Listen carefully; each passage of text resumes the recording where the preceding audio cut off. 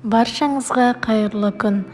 Бүгін осындай өте керемет дәмді болып шығатын 40 минутта дайын болатын кешкі ас дайындаймыз. Ол үшін ең әуелі видеоны соңына дейін көріңіздер.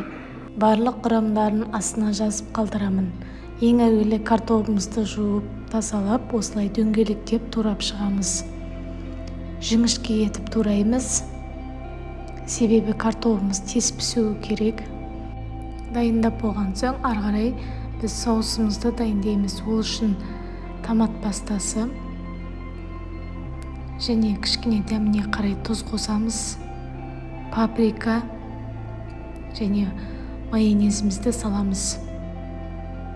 Үстіне ыстық суымызды құямыз, жақсылап араластырып аламыз.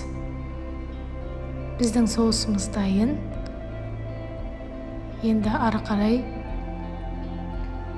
сарымсағымызды сығамыз. Чеснокты теркамен де өткізуге болады. Ары қарай біз қатырылған осындай дайын тефтелелерімізді салып шығамыз. Менің каналымда тефтелейдің рецептісі бар. Астына сілтемесін қалдырамын. Осылай картопымызды да жайғастырып, арасын тығыз етіп саламыз. Үстіне соусымызды құйып шығамыз түгелімен. Пешімізді 180 градуста қыздырып, 30-40 минут пісіріп аламыз. Өте дәмді болып шығады. Піскеннен кейін үстіне осылай ірімшігімізді теркадан өткізіп, үстіне сүйіп шығамыз. Тағы да бір 5 минутқа салып аламыз. Біздің сырымыз еріп, өте дәмді болып шығады. Ас болсын, жасап көріңіздер.